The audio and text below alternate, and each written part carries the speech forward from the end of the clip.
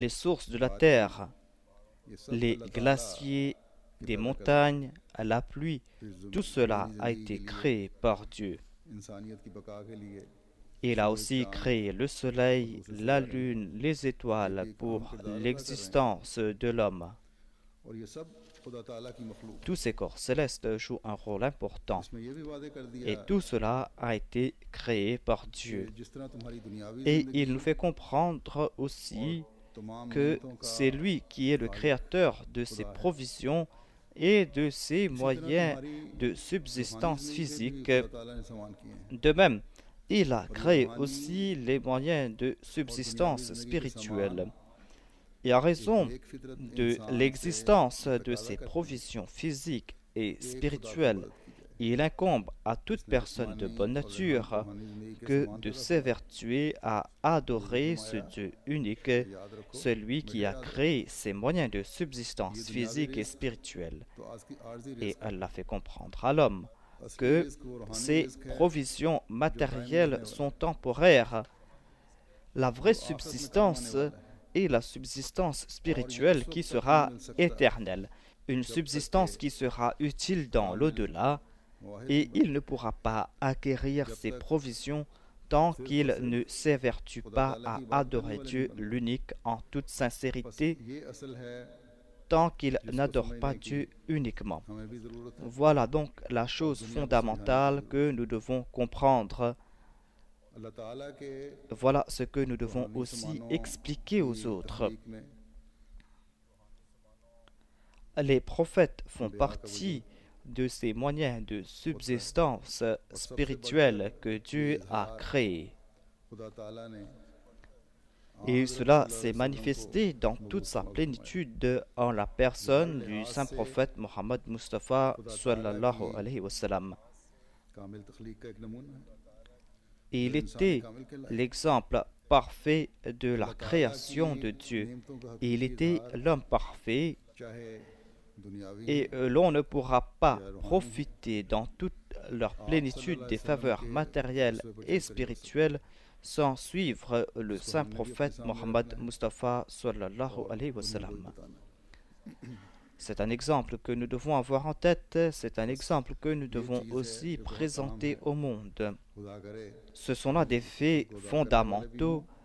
Que Dieu fasse que nous puissions accomplir nos devoirs en ce sens et que nous puissions aussi expliquer cela au monde et que nous soyons des serviteurs de Dieu.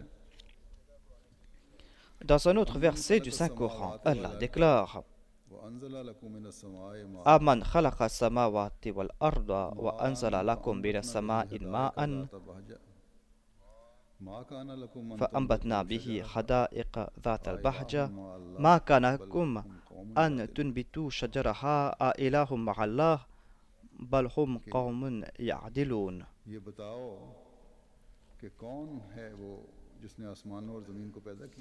Ou qui a créé les cieux et la terre et qui a fait descendre du ciel pour vous l'eau avec laquelle nous faisons croître des vergers resplendissants. Vous n'auriez pas pu faire croître leurs arbres. Y a-t-il un Dieu avec Allah? Non, mais c'est un peuple qui s'écarte du droit chemin.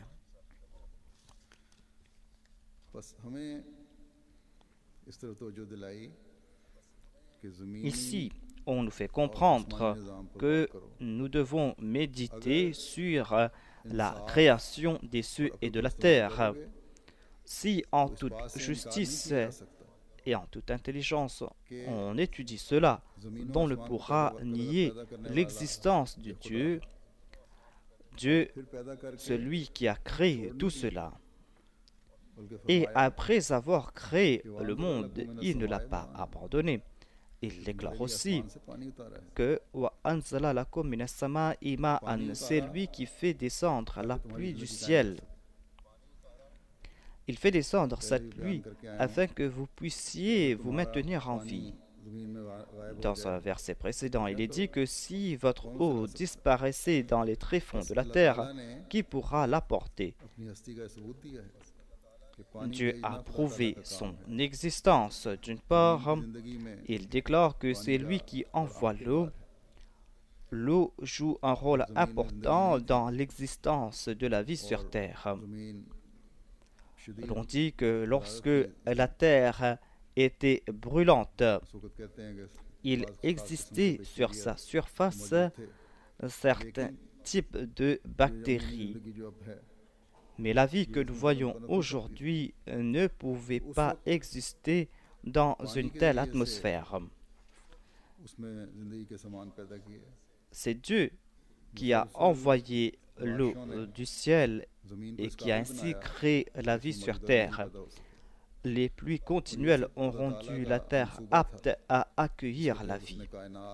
Tel fut le plan de Dieu. Et c'est ainsi qu'il a créé toutes choses. Il déclare que ces jardins verdoyants, la propreté, votre santé, la subsistance qu'il vous a accordée, toutes ces choses ont été créées par Dieu et tout cela dépend de l'eau qui descend du ciel. Il y a un cycle continuel de l'eau. Elle monte au ciel et ensuite elle en descend pure et accorde la vie à la terre afin que l'homme puisse trouver des moyens pour sa subsistance. Allah déclare que vous n'auriez pas pu créer la vie sur terre. Méditez sur cette question et prosternez-vous devant Dieu.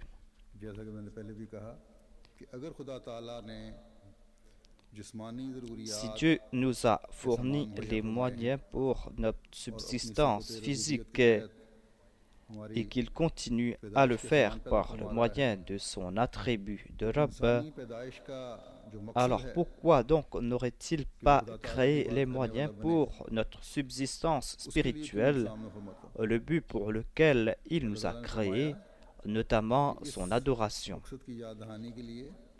Allah déclare que les prophètes ou ses envoyés sont là pour nous faire comprendre l'importance de notre vie et l'objectif de notre vie. Cette eau spirituelle descend grâce aux prophètes. L'eau physique crée de la verdure sur terre et les jardins, les champs montrent cette verdure. Mais il y a aussi des mauvaises herbes qui poussent, des mauvaises herbes qui peuvent nuire à ces champs cultivés. Et dans certains cas, il est très difficile pour l'agriculteur d'enlever ces mauvaises herbes.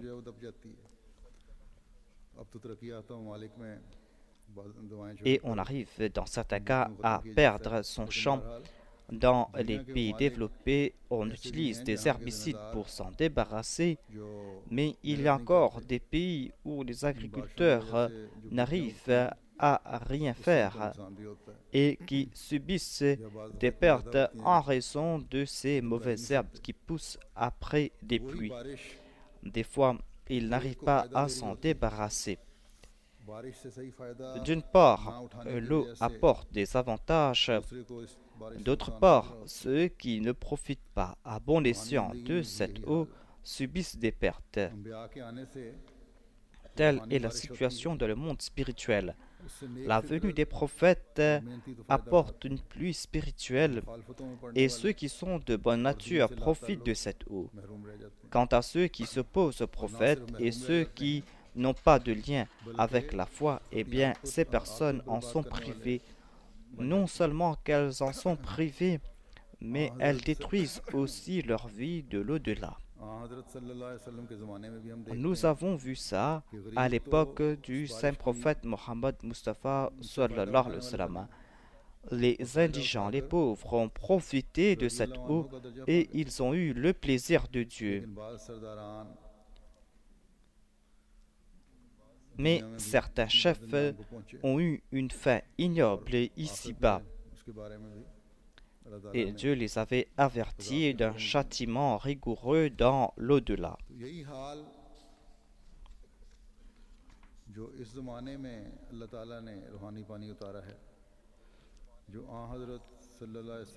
cette eau